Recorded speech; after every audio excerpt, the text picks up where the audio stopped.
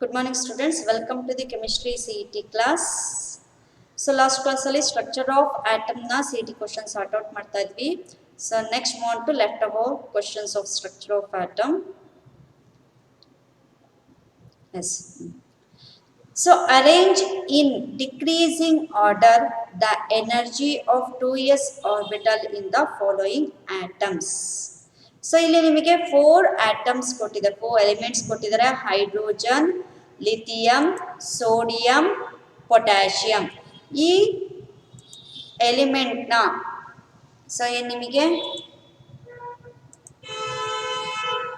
4 element ಏನಿದೆ ಆ 4 ಎಲಿಮೆಂಟ್ನ 2s orbital, same orbital ಹೇಳಿದ್ದಾರೆ. 2s ಆರ್ಬಿಟಲ್ನ orbital energy order decreasing order ಅಲ್ಲಿ ಅರೇಂಜ್ಮೆಂಟ್ ಮಾಡಿ ಅಂತ ಕೇಳಿದ್ದಾರೆ. ಸೊ ನಮಗೆ ಇದಕ್ಕೆ ಒಂದು ಹಿಂಟ್ ಏನು ಅಂದರೆ, ಹೈಡ್ರೋಜನ್ ಇಂದ ಪೊಟ್ಯಾಷಿಯಂ ನಾವು ಅಟಾಮಿಕ್ ನಂಬರ್ ನೋಡೋದಾದ್ರೆ ಹೈಡ್ರೋಜನ್ನ ಅಟಾಮಿಕ್ ನಂಬರ್ 1. ಸೊ ಅದೇ ಲಿಥಿಯಂನ atomic number hydrogen atomic number 1, ಲಿಥಿಯಂನ ಅಟಾಮಿಕ್ ನಂಬರ್ 3 ಆಯಿತು. ಸೋಡಿಯಂನ ಅಟಾಮಿಕ್ ನಂಬರ್ 11, ಪೊಟ್ಯಾಷಿಯಂ ಇಂದು 19. ಸೊ ನೋಡಿ ಅಟಾಮಿಕ್ ನಂಬರ್ ಇನ್ಕ್ರೀಸ್ ಆಗ್ತಾ ಇದೆ. As atomic number increases, nuclear charge also increases. So atomic number increase ಆದಂಗೂ ನ್ಯೂಕ್ಲಿಯರ್ ಚಾರ್ಜು ಇನ್ಕ್ರೀಸ್ ಆಗ್ತಾ ಹೋಗುತ್ತೆ. ನ್ಯೂಕ್ಲಿಯರ್ ಚಾರ್ಜ್ ಇನ್ಕ್ರೀಸ್ ಆದಂಗೂ ಆ ಒಂದು ಪರ್ಟಿಕ್ಯುಲರ್ 2s ಆರ್ಬಿಟಲ್ ಏನಾಗ್ತಾ ಹೋಗುತ್ತೆ, ಆರ್ಬಿಟಲ್ನ ಎನರ್ಜಿ ಶ್ರಿಂಕ್ ಆಗ್ತಾ ಹೋಗುತ್ತೆ. ಸೊ ಯಾಕೆ? ನ್ಯೂಕ್ಲಿಯರ್ ಫೋರ್ಸ್ ಆಫ್ ಅಟ್ರಾಕ್ಷನ್ ಜಾಸ್ತಿ ಆದಂಗೂ ಆ ಒಂದು ಆರ್ಬಿಟಲ್ನ ಸೊ ಏನು nuclear force of attraction on those orbitals ಏನಾಗುತ್ತೆ, ಜಾಸ್ತಿ ಆಗುತ್ತೆ. ಹಾಗಾಗಿ ನ್ಯೂಕ್ಲಿಯಸ್ ಹತ್ರ ಅದು ಅಟ್ರಾಕ್ಟ್ ಆಗೋದ್ರಿಂದ ಶ್ರಿಂಕ್ ಆಗುತ್ತೆ. ಸೊ ಹಾಗಾಗಿ ನಾವು ಇಲ್ಲಿ ಅಬ್ಸರ್ವ್ ಮಾಡಬೇಕಾಗಿರೋದು, ಅಟಾಮಿಕ್ ನಂಬರ್ ಜಾಸ್ತಿ ಇರೋಂಥ ಎಲಿಮೆಂಟಿಗೆ ಯೂಶಲಿ ಏನಾಗಿರುತ್ತೆ, orbital energy of 2s orbital ಕಮ್ಮಿ ಇರುತ್ತೆ. ಅದೇ ನಿಮಗೆ ಸೊ ಅಟಾಮಿಕ್ ನಂಬರ್ ಕಮ್ಮಿ ಇರೋಂಥ ಎಲಿಮೆಂಟಿಗೆ 2s ಆರ್ಬಿಟಲ್ನ ಆರ್ಬಿಟಲ್ ಎನರ್ಜಿ ಜಾಸ್ತಿ ಇರುತ್ತೆ ಅಂತ ಹೇಳ್ಬೋದು. ಸೊ ಹಾಗಾಗಿ ಡಿಕ್ರೀಸಿಂಗ್ ಆರ್ಡರ್ ಅಂದರೆ ಜಾಸ್ತಿಯಿಂದ ಕಮ್ಮಿ ಅರೇಂಜ್ಮೆಂಟ್ ಮಾಡಬೇಕು ಅಂದರೆ option A is the right answer. ಯಾಕೆ? Energy of 2s orbital is of hydrogen will be more when compared to 2s orbital energy of lithium. So 2s orbital energy of lithium will be less when compared to 2s orbital energy of sodium. So sodium na 2s orbital na energy so ಕಮ್ಮಿ ಇರುತ್ತೆ. ಯಾವುದು compare ಮಾಡಿದ್ರೆ ಪೊಟ್ಯಾಷಿಯಮಿಗೆ compare ಮಾಡಿ ಸೋಡಿಯಂಗೆ ಆರ್ಬಿಟಲ್ನ energy ಜಾಸ್ತಿ ಇರುತ್ತೆ compared to potassium. ಹಾಗಾಗಿ decreasing order ಅಂದರೆ hydrogen ಅಲ್ಲಿ ಇರೋಂಥ 2s ಆರ್ಬಿಟಲ್ನ ಎನರ್ಜಿ ಜಾಸ್ತಿ ಇರುತ್ತೆ. ಸೊ ಪೊಟ್ಯಾಷಿಯಂ ಅಲ್ಲಿ ಇರೋಂಥ 2s ಆರ್ಬಿಟಲ್ನ ಎನರ್ಜಿ ಕಮ್ಮಿ ಇರುತ್ತೆ. ಸೊ ಹಾಗಾಗಿ ಹೈಡ್ರೋಜನ್ ಇಂದ ಪೊಟ್ಯಾಷಿಯಂ ಕಡೆ ಮೂವ್ ಆಗೋ ಕಡೆ ಅಲ್ಲಿ ನಿಮಗೆ ಆರ್ಬಿಟಲ್ ಎನರ್ಜಿ ಡಿಕ್ರೀಸಸ್ ಅಂತ ಹೇಳ್ಬೋದು. ಸೊ ನೆಕ್ಸ್ಟ್ ಕ್ವಶನ್ ನೋಡಿ, chloride ion and potassium ions R iso electronic, then their sizes are same. Chloride ion is bigger than potassium ion. Potassium ion is relatively bigger, depends upon the other cation or anion ಅಂತ ಕೇಳಿದ್ದಾರೆ. So chloride ion ಮತ್ತೆ potassium ion are isoelectronic ಅಂದ್ರೆ so ಇಲ್ಲಿ ನಿಮಗೆ different species having same number of ಎಲೆಕ್ಟ್ರಾನ್ಸ್ನ ಏನಂತೀವಿ, iso electrons ಅಂತ ಅಂತೀವಿ. ಕ್ಲೋರಿನ್ ಅಟಾಮಿಕ್ ನಂಬರ್ ಎಷ್ಟು 17. Chloride ion atomic number so chloride ion ಅಂದ್ರೆ Cl ಮೈನಸ್ ಒಂದು ಎಲೆಕ್ಟ್ರಾನ್ ಗೇನ್ ಮಾಡ್ಕೊಂಡಿರುತ್ತೆ, ಅಲ್ಲಿಗೆ 18 ಎಲೆಕ್ಟ್ರಾನ್ ಆಯ್ತು. ಇನ್ನು ಪೊಟ್ಯಾಷಿಯಂನ ಅಟಾಮಿಕ್ ನಂಬರ್ ನೋಡೋದಾದ್ರೆ 19. ಅದೇ ಪೊಟ್ಯಾಷಿಯಂ ಅಯಾನ್ ಅಂದ್ರೆ K ಪ್ಲಸ್ ಅಂದ್ರೆ ಒಂದು ಎಲೆಕ್ಟ್ರಾನ್ ಅದು ಲಾಸ್ ಮಾಡ್ಕೊಂಡಿರುತ್ತೆ, 18 ಎಲೆಕ್ಟ್ರಾನ್ ಆಯ್ತು. ಕ್ಲೋರೈಡ್ ಅಲ್ಲೂ 18 ಎಲೆಕ್ಟ್ರಾನ್, ಪೊಟ್ಯಾಷಿಯಂ ಅಲ್ಲೂ 18 ಎಲೆಕ್ಟ್ರಾನ್. ಹಾಗಾಗಿ ನಂಬರ್ ಆಫ್ ಎಲೆಕ್ಟ್ರಾನ್ಸ್ ಸೇಮ್ ಇದೆ, ಡಿಫ್ರೆಂಟ್ ಸ್ಪೀಶೀಸ್ ಆಗಿರೋದ್ರಿಂದ they are iso electrons. Iso electrons ಆಗಿದೆ. ಇದರಲ್ಲಿ ಈ 4 ಸೀಕ್ವೆನ್ಸ್ ಅಲ್ಲಿ ಯಾವ್ದು ಕರೆಕ್ಟ್ ಸೀಕ್ವೆನ್ಸ್ ಅಂತ ಕೇಳಿದ್ದಾರೆ. ಸೊ ಅಲ್ಲಿ ನಿಮಗೆ there sizes are same. Iso electrons ಅಂತ ಅಂದ ತಕ್ಷಣ ಸೈಜಸ್ ಸೇಮ್ ಇರಬೇಕು ಅಂತ ಇಲ್ಲ. It depends on ions, cation anions ಅನ್ನೋದ್ರ ಮೇಲೆ ಡಿಪೆಂಡ್ ಆಗುತ್ತೆ. Chloride ion is anion, potassium ion is a cation. ಹಾಗಾಗಿ ಸೈಜ್ ಸೇಮ್ ಇರಲ್ಲ. ಹಾಗಾಗಿ ಆಪ್ಷನ್ ಎ ಇಸ್ ರಾಂಗ್. ಇನ್ನು ಆಪ್ಷನ್ ಸಿ ನೋಡಿ, potassium ion is relatively bigger ಅಂತ ಕೇಳಿದ್ದಾರೆ. Potassium is a cation, always cation ನ ಸೈಜ್ ಕಮ್ಮಿ ಇರುತ್ತೆ. ಯಾವ್ದು ಕಂಪೇರ್ ಮಾಡಿದ್ರೆ ಆನಯಾನ್ ನ ಸೈಜ್ಗೆ ಕಂಪೇರ್ ಮಾಡಿದ್ರೆ. ಹಾಗಾಗಿ ಆಪ್ಷನ್ ಸಿ ನು wrong answer. Depends upon the other cation or anion ಅಲ್ಲ. ಸೊ ಆಪ್ಷನ್ ಬಿ ನೋಡಿ, chloride ion is bigger than potassium ion ಅಂತ ಹೇಳಿದ್ದಾರೆ. ಆಬ್ವಿಯಸ್ಲಿ ಎಸ್, ಯಾಕಂದ್ರೆ chloride ion it is anion, potassium ion is a cation. ಹಾಗಾಗಿ chloride anion ನ size ಜಾಸ್ತಿ ಇರುತ್ತೆ ಯಾವ್ದಕ್ಕೆ ಕಂಪೇರ್ ಮಾಡಿದ್ರೆ ಪೊಟ್ಯಾಷಿಯಂ ಅಯಾನ್ ಕಂಪೇರ್ ಮಾಡಿದ್ರೆ. ಪೊಟ್ಯಾಷಿಯಂ ಅಲ್ಲಿ ಒಂದು ಎಲೆಕ್ಟ್ರಾನ್ ಲಾಸ್ ಆಗ್ತಾ ಇದ್ದಂಗೆ plus charge, same number of plus charge ಇದೆ, ಬಟ್ ಒಂದು ಎಲೆಕ್ಟ್ರಾನ್ ಕಮ್ಮಿ ಆಯ್ತು, ನ್ಯೂಕ್ಲಿಯರ್ ಫೋರ್ಸ್ ಆಫ್ ಅಟ್ರಾಕ್ಷನ್ ಜಾಸ್ತಿ ಆಯ್ತು, ಹಾಗಾಗಿ ಏನಾಗುತ್ತೆ ಇನ್ನೂ ಶ್ರಿಂಕ್ ಆಗುತ್ತೆ ಸೈಜ್. ಅದೇ ಕ್ಲೋರೈಡ್ ಅಯಾನ್ ಅಲ್ಲಿ ಸೊ ಇರೋ number of proton same, starting ಎಷ್ಟಿತ್ತು ಪೇರೆಂಟ್ ಆಟಮ್ ಅಲ್ಲಿ ಅಷ್ಟೇ ಇದೆ, ಬಟ್ ಒಂದು ಎಲೆಕ್ಟ್ರಾನ್ ಆಡ್ ಅಪ್ ಆಗಿರೋದ್ರಿಂದ ನ್ಯೂಕ್ಲಿಯರ್ ಫೋರ್ಸ್ ಆಫ್ ಅಟ್ರಾಕ್ಷನ್ ಕಮ್ಮಿ ಆಯ್ತು. ನ್ಯೂಕ್ಲಿಯರ್ ಫೋರ್ಸ್ ಆಫ್ ಅಟ್ರಾಕ್ಷನ್ ಕಮ್ಮಿ ಆದಾಗೂ ಸೈಜ್ ಜಾಸ್ತಿ ಆಗ್ತಾ ಹೋಗುತ್ತೆ. ಹಾಗಾಗಿ chloride ion is bigger than potassium ion. Option B is the right answer. Next ನೋಡಿ, in how many elements does the lowest electron have the quantum numbers n is equal to 4 and l is equal to 1? So quantum numbers n is equal to 4 and l is equal to 1 ಇರಾಂತ, so ಏನು outermost valential electronic configuration ಇರಾಂತ elements ಎಷ್ಟು ಅಂತ ಕೇಳಿದ್ದಾರೆ. Option A 4, option B 6, option C 8, option D 10. n is equal to 4 quantum number, principal quantum number 4 ಕೊಟ್ಟಿದ್ದಾರೆ ಅಂದ್ರೆ fourth shell ಆಯ್ತು. L is equal to 1 ಅಂದ್ರೆ ಯಾವ ಆರ್ಬಿಟಲ್? ಪಿ ಆರ್ಬಿಟಲ್, ಯಾಕಂದ್ರೆ L is equal to 0 ಅಂದ್ರೆ S orbital, L is equal to 1 ಅಂದ್ರೆ P orbital. ಅಲ್ಲಿಗೆ 4p orbital ಅಂತ ಆಯ್ತು. ನಮಗೆ ಗೊತ್ತಿದೆ ಪಿ ಆರ್ಬಿಟಲ್ ಸೊ 3 ಸಬ್ ಆರ್ಬಿಟಲ್ಸ್, ಟೋಟಲ್ ಆಗಿ 6 ಎಲೆಕ್ಟ್ರಾನ್ಸ್ ಅಕೊಮಡೇಟ್ ಆಗುತ್ತೆ. ಅಲ್ಲಿಗೆ ಸೊ 4p1 ಇಂದ 4p6 ತನಕ ಎಷ್ಟು 6 ಎಲೆಕ್ಟ್ರಾನ್ಸ್ ಅಕೊಮಡೇಟ್ ಆಗತ್ತೆ ಅಂದ್ರೆ ಎಷ್ಟು ಎಲಿಮೆಂಟ್ಸ್ ಬರುತ್ತೆ? 6 ಎಲಿಮೆಂಟ್ಸ್ ಬರುತ್ತೆ ಅಂತ ಹೇಳ್ಬೋದು.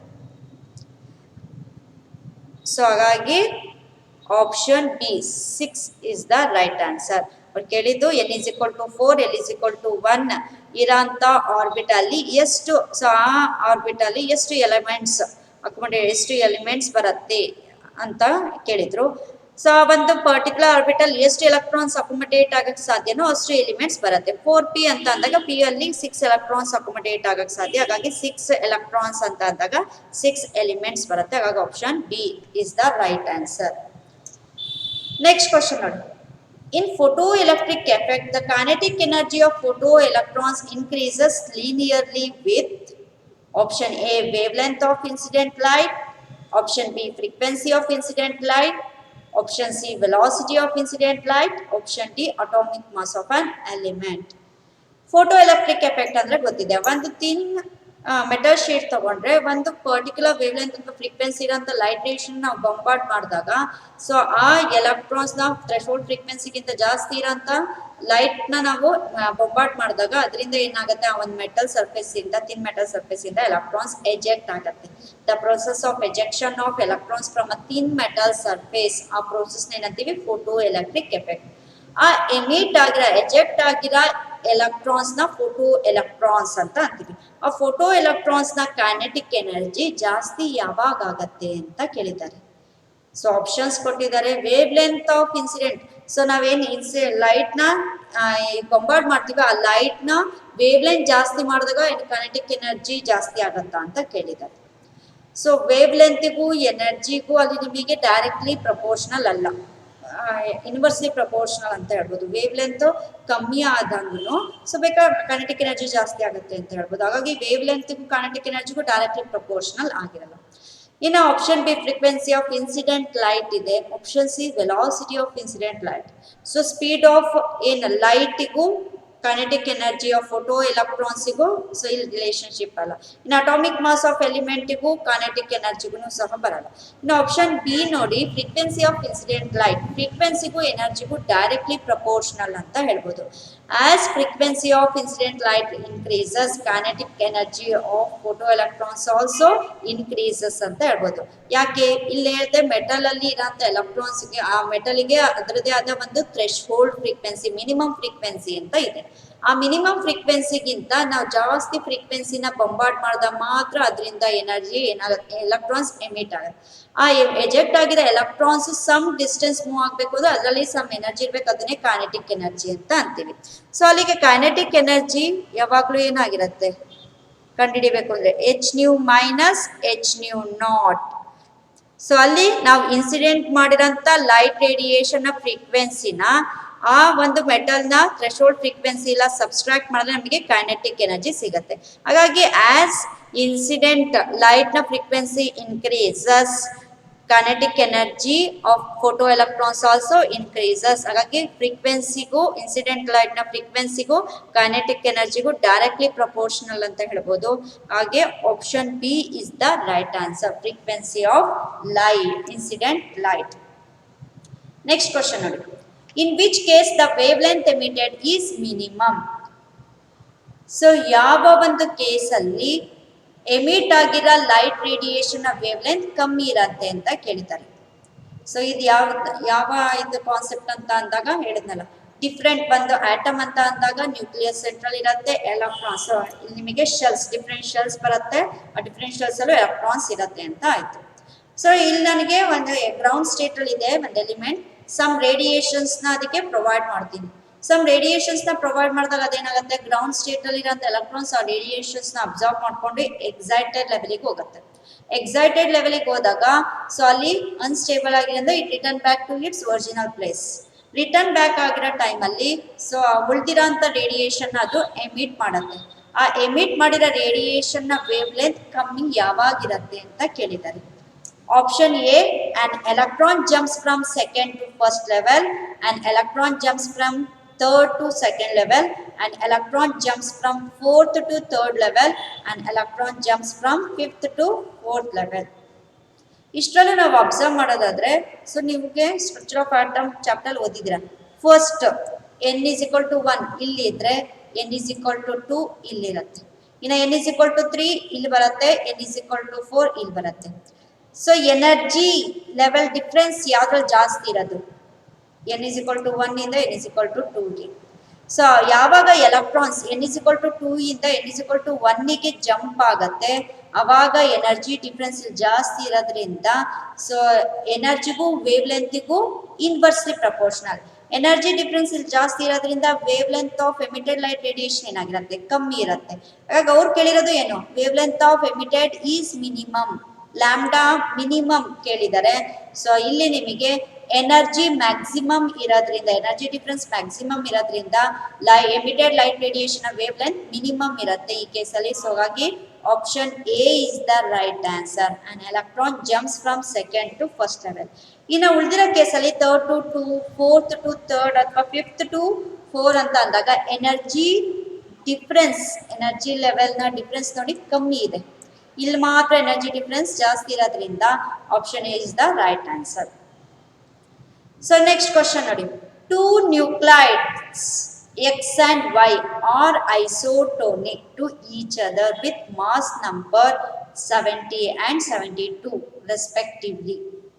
If the atomic number of X is 34, then that of Y would be.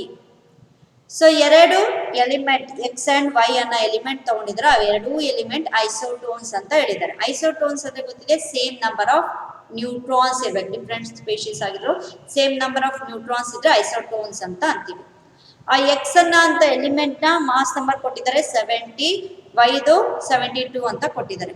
Atomic number of X ಎಷ್ಟು ಕೊಟ್ಟಿದ್ದಾರೆ 34, ವೈದು ಅಟಾಮಿಕ್ ನಂಬರ್ ಎಷ್ಟು ಅಂತ ಕ್ಯಾಲ್ಕುಲೇಟ್ ಮಾಡಕ್ ಹೇಳಿದ್ದಾರೆ. ನಮಗೆ ಒಂದು ಹಿಂಟ್ ಏನು, ದೇ ಆರ್ ಐಸೋಟೋನ್ಸ್ ಅನ್ನೋದು. ಎಕ್ಸ್ ಅನ್ನ ಅಂತ ಎಲಿಮೆಂಟ್ ನ ಮಾಸ್ ನಂಬರ್ 70 ಕೊಟ್ಟಿದ್ದಾರೆ, ಅಟಾಮಿಕ್ ನಂಬರ್ 34, ವೈದು 72 ಇದೆಷ್ಟು ಅಂತ ಗೊತ್ತಿಲ್ಲ.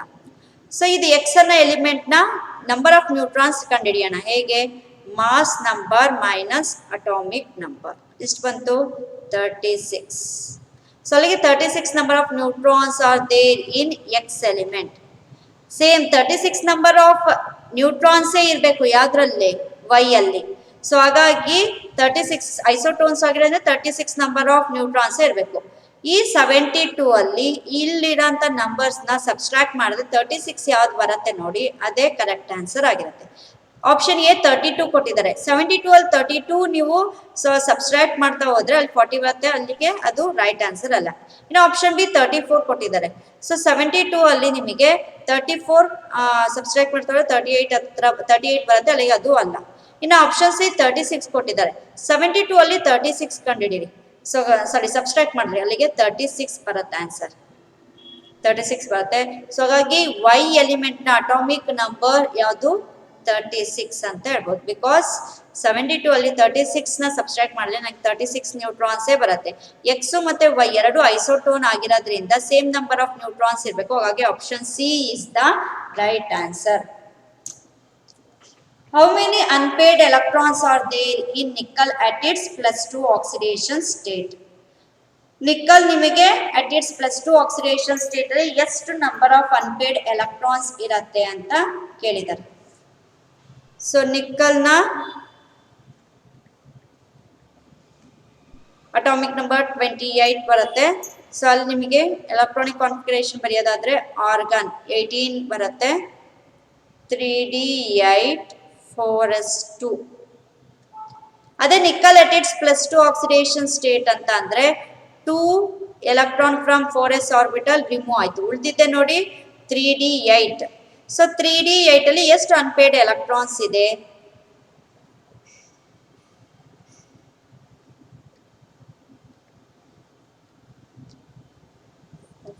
ಸೊ ಡಿ ಅಲ್ಲಿ ಸಬ್ ಆರ್ಬಿಟಲ್ 5 ಸಬ್ ಆರ್ಬಿಟಲ್ಸ್ ಇದೆ. ಇನ್ನ ಎಷ್ಟಿದೆ? ಡಿ ಅಲ್ಲಿ 8 ಎಲೆಕ್ಟ್ರಾನ್ ಅಕೊಮಡೇಟ್ ಮಾಡಬೇಕು. ಸೊ ಫಸ್ಟ್ಗೆ ಸಿಂಗ್ಲಿ ಆಕ್ಯುಪೈ ಆಗತ್ತೆ, 5 ಎಲೆಕ್ಟ್ರಾನ್ಸ್ ಆಯಿತು, 6 ಎಲೆಕ್ಟ್ರಾನ್, 7 ಎಲೆಕ್ಟ್ರಾನ್, 8 ಎಲೆಕ್ಟ್ರಾನ್. ಅಲ್ಲಿಗೆ 3 ಸಬ್ ಆರ್ಬಿಟಲ್ಸ್ ಪೇರಿಂಗ್ ಆಗಿದೆ, 2 ಸಬ್ ಆರ್ಬಿಟಲ್ಸ್ ಏನಾಗಿದೆ? ಸಿಂಗ್ಲಿ ಆಕ್ಯುಪೈಡ್ ಆಗಿದೆ. ಅಲ್ಲಿಗೆ 2 ಅನ್ಪೇಯ್ಡ್ ಎಲೆಕ್ಟ್ರಾನ್ಸ್ ಉಳಿತು. ಸೊ ಹಾಗೆ option B is the right answer. 2 unpaired electrons are there in nickel at its +2 oxidation state. Next, the set of quantum numbers for the outermost electron for copper in its ground state is. So outermost valential electronic configuration at its ground state ಅಲ್ಲಿ ಕೇಳ್ತಾ ಇದ್ದಾರೆ set of quantum numbers for the outermost electron for copper. Copper ಅಂದ್ರೆ 29 ಆಯ್ತು. 29 ಅಂತ ಅಂದಾಗ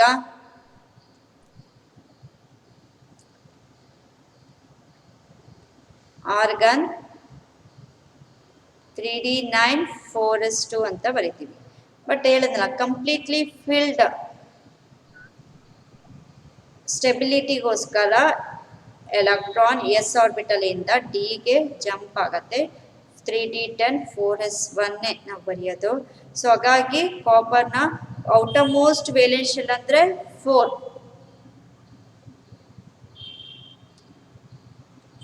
so 4s ಅಲ್ಲಿ 1, ಅಲ್ಲಿಗೆ n is equal to 4 ಆಯ್ತು. l is equal to 0. Even s is equal to 0. s ಅಲ್ಲಿ 1 ಎಲೆಕ್ಟ್ರಾನ್ಸ್ ಇರೋದ್ರಿಂದ ಪ್ಲಸ್ ಆಫ್. ಸೊ ಹಾಗಾಗಿ option D is the right answer. Option D ಅನ್ನೋದು ಕರೆಕ್ಟ್ ಆನ್ಸರ್ ಆಯ್ತು. So thank you.